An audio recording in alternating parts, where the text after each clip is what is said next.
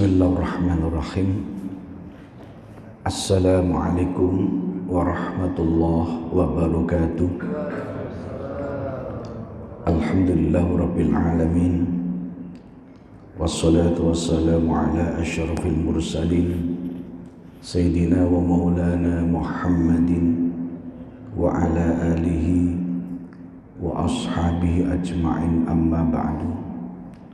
Ayyuhal hadirun wal hadirat Jamaah Masjid Ar-Rayyan yang insyaallah selalu mendapatkan rahmah dan kemuliaan dari Allah Subhanahu wa taala. Alhamdulillah wa syukurillah. Rasa syukur kita selalu lahirkan kehadirat Allah Subhanahu wa taala atas segala limpahan rahmat,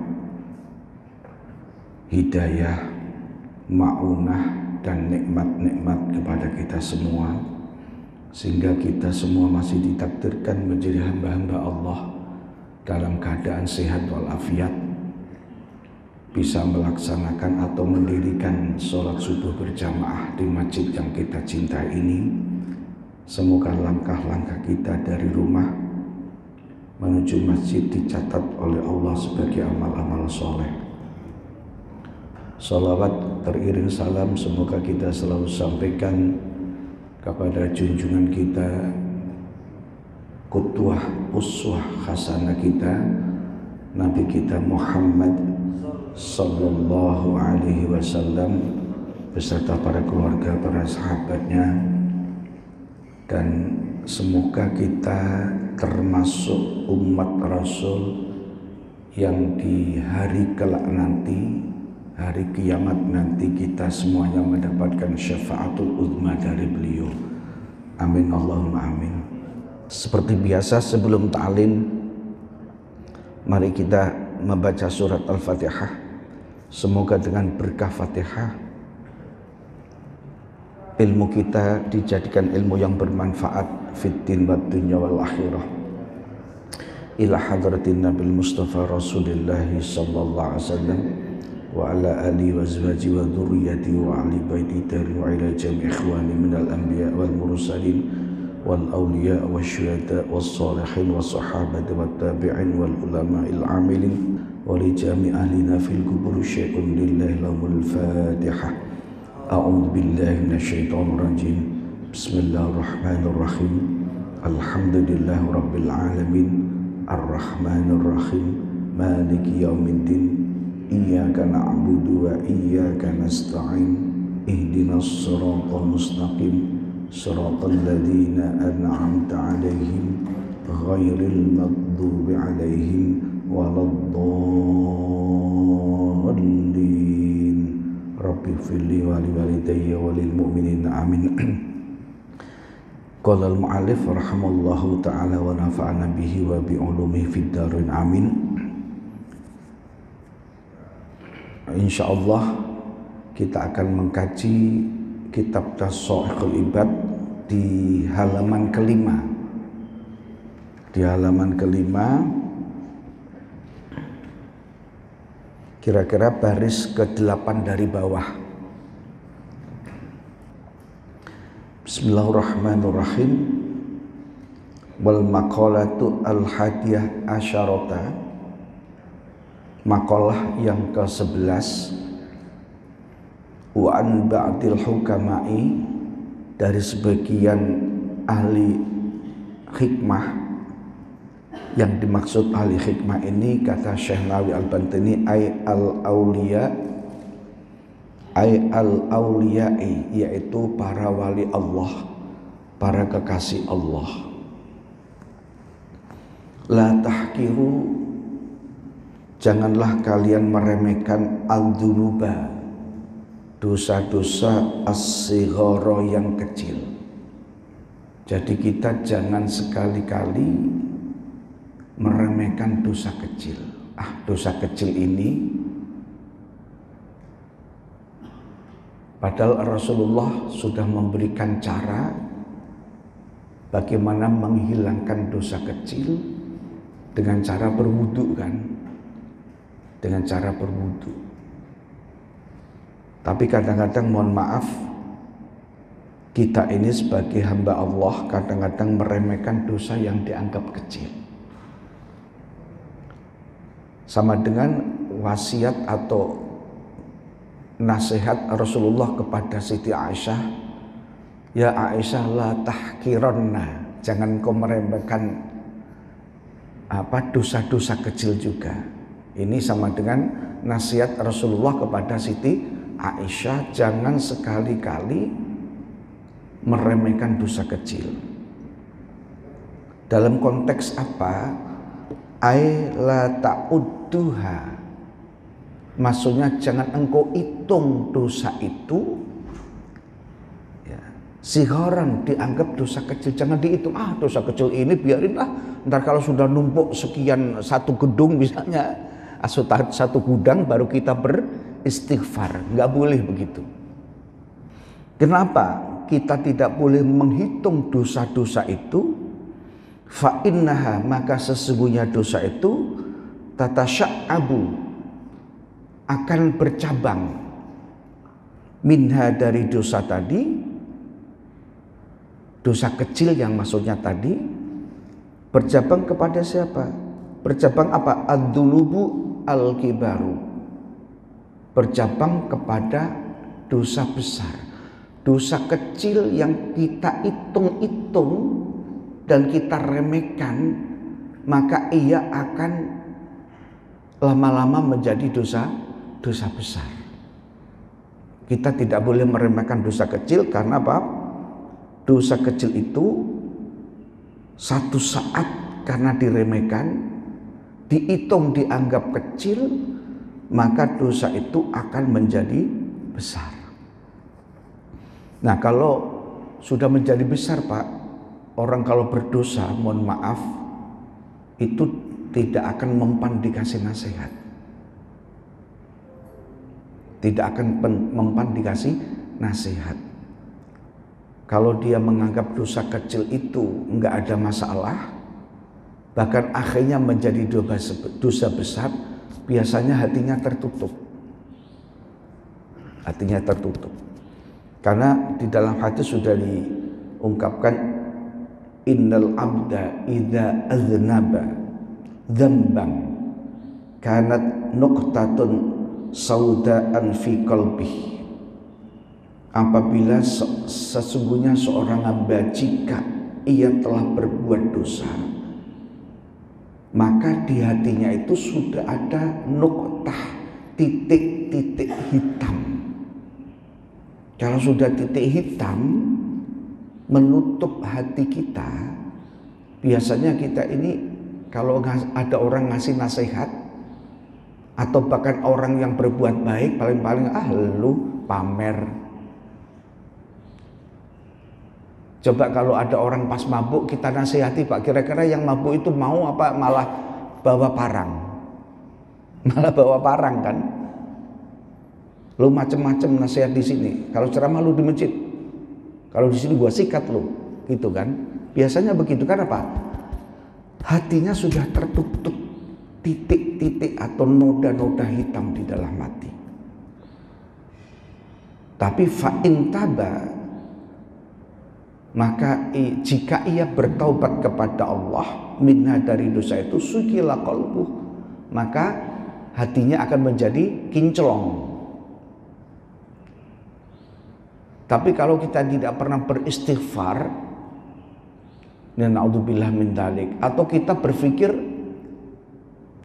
kata Syekh Nawawi nanti dalam kitab ini juga, tapi bab yang lain, orang yang paling dianggap jelek itu adalah orang yang ketika dia berdosa tidak langsung istighfar.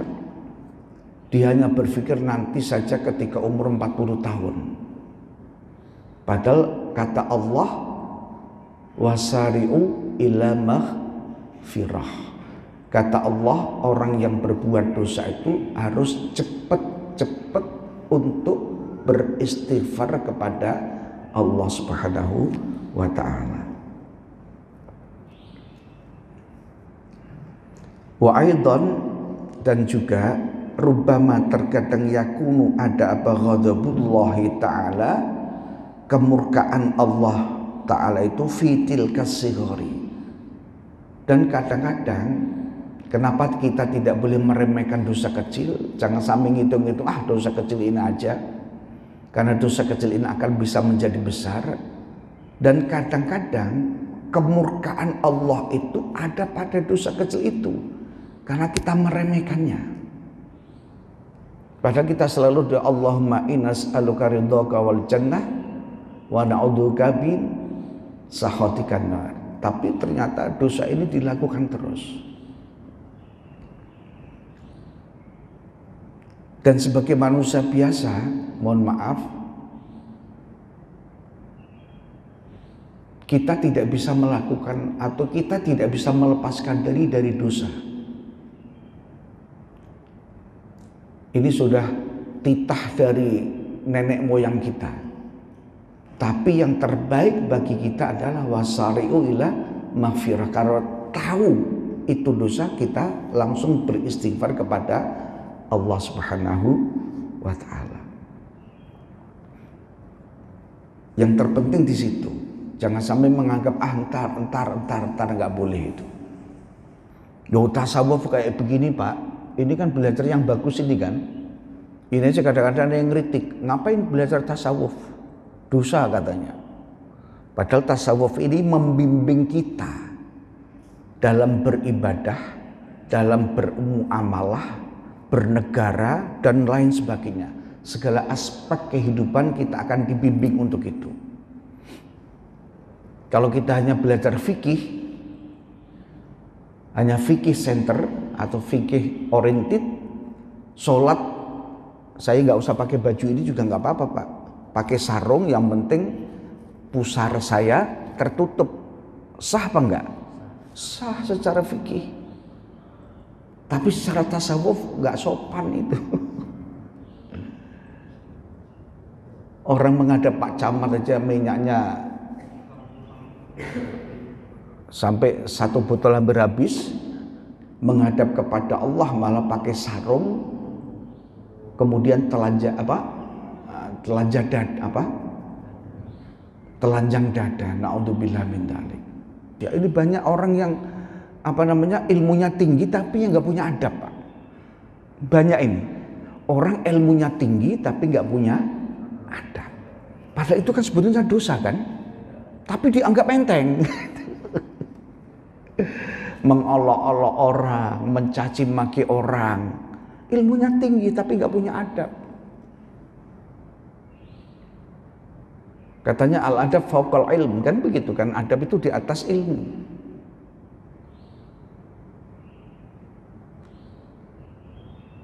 Tapi nyatanya kayak begitu, itu termasuk kalau kita kaitkan dengan ungkapan tadi, bahwa orang-orang yang semacam itu termasuk meremehkan dosa kecil. Tapi lama-kelamaan akan menjadi dosa besar.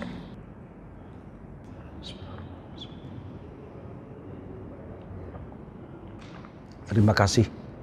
Ini air hangat ini Masya Allah. Sebab kalau saya minum air hangat terus. Kita lanjutkan ya. Ngajinya satu dikit-dikit nggak apa-apa, yang penting bisa difahami. Wal maqalah ats-tsaniyah asyarata anin Nabi sallallahu alaihi wasallam la saghirata, tidak akan bisa dikatakan itu dosa kecil ma'al israri, yang dilakukan secara terus menerus. Jadi tidak bisa dianggap wah itu dosa kecil. Nggak boleh, nggak bisa dikatakan. Kenapa? Dilakukannya secara terus menerus.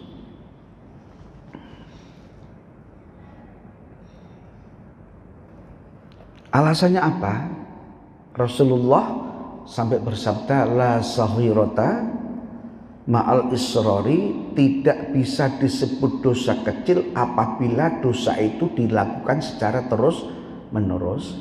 Karena fa innaha, maka sesungguhnya saghirah bil muwadhabati, dengan cara dilakukan terus-menerus, ditetapkan secara terus-menerus, alaiha atas saghirah tadi, ta'dhumu, itu akan menjadi apa? Besar. Karena dia membesar, maka fatasiru, maka ia jadi apa? Saghirah, jadi apa? Kabiratan, menjadi dosa besar.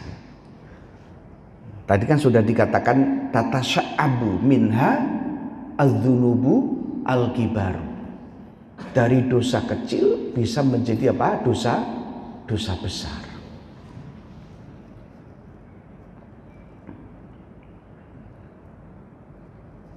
Wa aidan, ya, dan juga innaha, sesungguhnya saghira, ala azmistidamatiha, karena niat untuk terus melakukan dosa tersebut, tasiru, maka jadi apa? Saghirah tadi kabiratan, itu menjadi dosa besar. Karena apa? Niat dalam hati ingin melakukan dosa kecil terus menerus, maka dosa yang dilakukan terus menerus itu adalah akan menjadi, atau kategorinya menjadi dosa besar. Fa inna niyatal mar'i fil ma'asi kanat maksiatan, karena sesungguhnya niat seseorang di dalam berbuat maksiat, itu kata di kitab ini, kata Syekh Nawawi, kanat maksiatan, maka itu sudah disebut apa? Maksiat. Niatnya seseorang dalam berbuat maksiat terus menerus tadi itu sudah dianggap apa? Maksiat. Meskipun ada hadis sahih yang mengatakan apabila kita ingin berbuat kebaikan dalam hati saja belum dilakukan, sudah dicatat pahala satu, kan begitu kan? Apabila kita ingin berbuat jelek tapi tidak dilakukan meskipun dalam hati, maka tidak dicatat kejelekan. Ini kan Masya Allah, ajaran Islam memberikan apa? Hak kepada umatnya sampai kayak begitu. Tapi kalau orang bicara tasawuf nggak bisa begitu gitu loh. Jadi memaknai hadis bukan sekedar lafdzon, tapi maknanya juga dimaknai gitu. Kalau tasawuf tidak, wah niat jelek dianggap enggak. Kalau orang tasawuf menganggap niat jelek sudah dianggap jelek. Tingkatannya sampai ke sana gitu loh. Saking ikhtiyatnya, saking hatinya. Enggak boleh macam-macam lah. Kita ini kan kadang selain meremehkan, udah pakai itu dulu deh duitnya deh, ntar gampang laporannya, ntar gua bikin dah. Ada yang begitu kan? Ada yang begitu, udah gampang. Udah kita bikin aja, kita ambil aja udah. Cuma segitu doang, 1 juta, nanti laporan nanti gua bikin dah. Meremehkan. Betul, secara laporan sah. WTP lagi, tapi ternyata dia punya niat yang tidak baik. Dan ini tingkatannya orang tasawuf, saking hati-hatinya kan begitu Pak.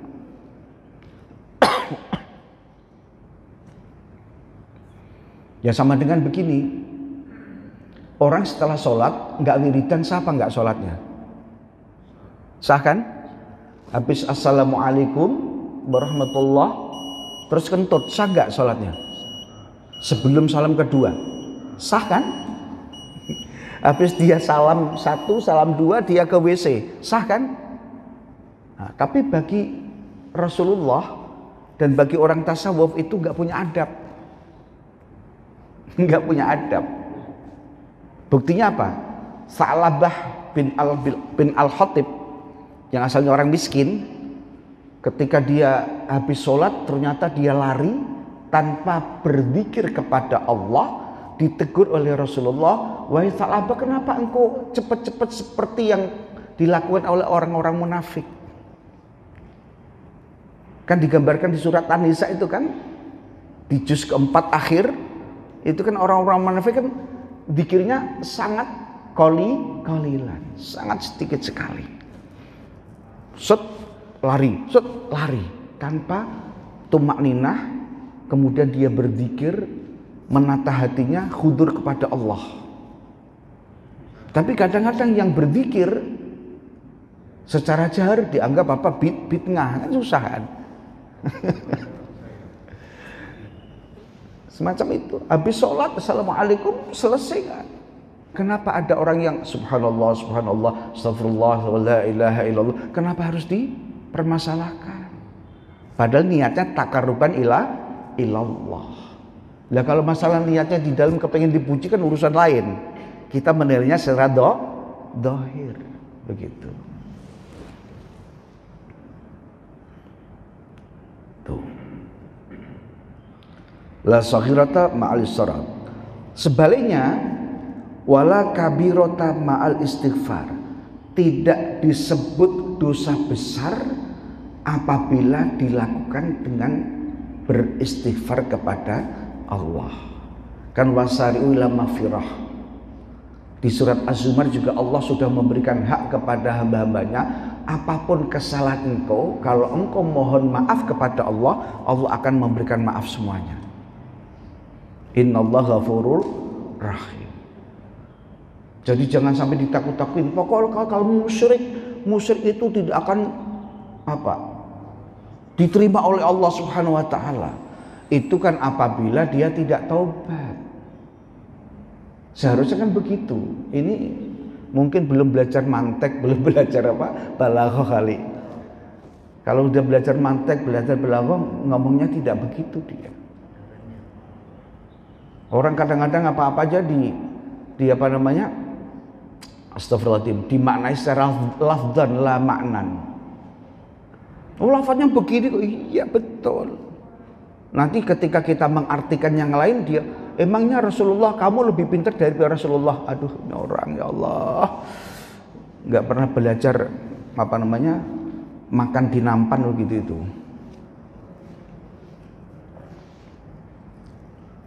La kabirata ma'al istighfar.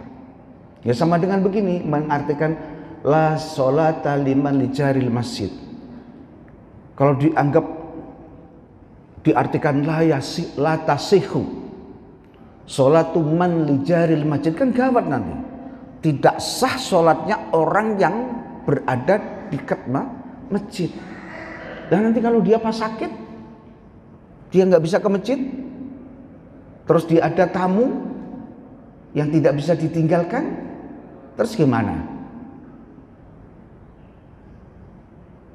Apakah sholatnya nggak sah? Padahal secara syarat rukunnya sudah memenuhi syarat rukun.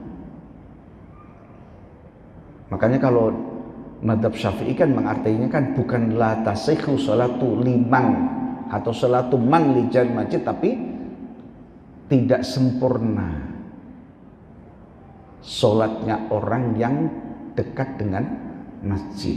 Orang dekat dengan masjid kok sholatnya tidak di masjid gitu. Sama dengan ada hadis la yu'minu abdun hatta yuhibba jarahu ma yuhibbu binafsihi. Kalau diartikan tidak beriman seseorang yang tidak mencintai tetangganya, berarti nggak dianggap beriman. Di situ kan tidak sempurna imannya seorang hamba hingga ia mencintai tetangganya sebagaimana ia mencintai dirinya sendiri. Demikian juga al-muslim akhul muslim. Orang mukmin itu harus mencintai sesama mukmin sebagaimana ia mencintai dirinya sendiri. Ini pun diawali dengan la yu'min, tidak beriman. Nanti kalau diartikan tidak beriman, kan kacau nanti. Hanya gara-gara tidak mencintai tetangga. Padahal tidak mencintai tetangga karena tengkar itu kan tidak menggugurkan keimanan seseorang kan. Apakah ketika kita saling membenci menggugurkan syahadat kita? Enggak kan? Masa gara-gara begitu syahadat kita hilang. Orang penzina pun kalau sudah bersyahadat tetap syahadat. Itu kan masalahnya dosa kepada Allah atau dosa kepada sesama manusia atau sesama makhluk. Kan begitu, harus berpikirnya ke sana. Karena ada yang mengatakan kriteria syahadatnya hilang gara-gara ziarah kubur. Ada itu. Karena orang yang ziarah kubur minta kepada kuburan. Nah, dengan cara apa istighfarnya? At-taubati bisyurutiha, yaitu dengan cara taubat dengan syarat-syaratnya. Fa inna taubata, sesungguhnya taubat itu tamhu, bisa menghilangkan, bisa menafikan, bisa membuang semuanya atharal khotiati, pengaruh dari kesalahan. Kesalahan apapun atau efek kesalahan itu apabila kita bertobat kepada Allah, ini tobatnya yang benar ya. Jangan tobat sambel atau tomat, tobat kumat. Wa ingkan, dan meskipun khotiahnya, kesalahan itu adalah kabirotan, itu besar. Meskipun kesalahannya besar sekalipun, kalau dia bertobat itu akan hilang, musnah semuanya. Terbukti Umar bin Khattab kufur kan? Ketika dia sudah asyhadu an la ilaha illallah, kufurnya hilang enggak? Hilang semua. Syahadat bisa menghapuskan semuanya. Taubat juga bisa menghapuskan semuanya. Meskipun syaratnya taubat, kalau Imam Ghazali dalam kitab Minhajul Abidin di halaman 10 itu ada 4 susah. Susah bagi kita orang awam. Di kitab Tambil Ghafilin juga ada babut taubah, itu di halaman 35. Nanti boleh dicek Pak. Ada babut taubati, terus akhir taubah, itu Tambil Ghafilin. Meskipun hadis-hadis di Tambil Ghafilin juga banyak yang dinilai dhaif, ada yang maudhu dan lain sebagainya. Sama dengan begini, dulu saya sering, tapi setelah saya tahu saya nggak berani. Man fariha bidukhuli Ramadhana, gitu kan? Siapa orang yang bergembira masuknya bulan Ramadan, maka Allah akan mengharamkan harama jasadahu minan niron. Allah akan mengharamkan jasadnya untuk dijilat api neraka. Itu tidak ada asalnya Pak, hadis itu. Dicari di kitab hadis manapun nggak ada. Saya juga ngecek di kitab Kutubus Sittah nggak ada. Saya ngecek di Kanzul Ummal 10 jilid ini. Kanzul Ummal fi af'alihi wa aqwalihi. Itu 10 jilid juga nggak ada. Dan memang nggak ada asalnya. Tapi kita tetap husnudzon kepada ulama-ulama selama hadis itu tidak dikategorikan maudhu, hanya dikategorikan apa? Dhaif dan lain sebagainya, insya Allah bisa kita lakukan. Cuma seperti Tambil Ghafilin juga mengangkat hadis yang riwayatnya ada dari Abu Les As-Samarqandi tentang man masaha, siapa yang mengusap kepalanya anak yatim, maka dia akan mendapatkan ini. Itu juga dianggap maudhu itu hadis itu. Karena memang nggak ada. Meskipun Syekh Nawawi Al-Bantani juga di Asyura itu lakukan amal 12, termasuk itu. Ibnu Rajab juga dalam kitabnya juga sama, malah 15. Termasuk mengusap itu. Rawah hadzal hadis, meriwayatkan hadzal hadis terhadap hadis, siapa yang meriwayatkan Ad-Dailami, yaitu Imam Ad-Dailami dari Ibnu Abbas, dari Abdullah bin Abbas, lakin bitaqdimil jumlatil akhirati anil ula, tapi dengan cara mendahulukan uraian kalimat yang akhir menjadi awal, yang awal menjadi akhir.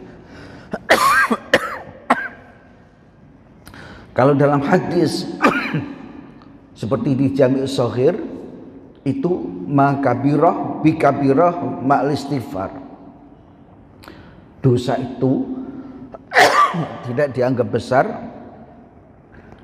apabila disertai dengan istighfar. Jadi yang kabirah didahulukan, yang saghirah itu dibelakangkan. Tapi di sini di kutipnya saghirah di depan didahulukan, yang kabirah dibelakangkan. Yang hadisnya aslinya adalah kabirah dulu baru saghirah.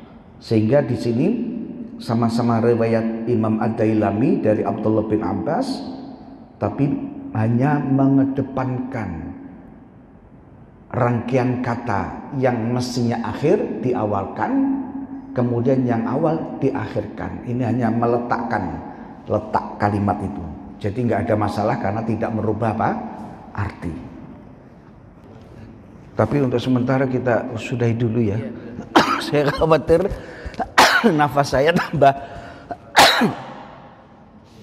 Demikian para hadirin wal hadirat, pengajian kita pagi hari ini, insyaallah kita lanjutkan bulan depan. Semoga kita selalu dalam kondisi sehat walafiat dan dalam perlindungan Allah Subhanahu wa taala. Wallahu a'lam bishawab. Assalamualaikum warahmatullahi wabarakatuh.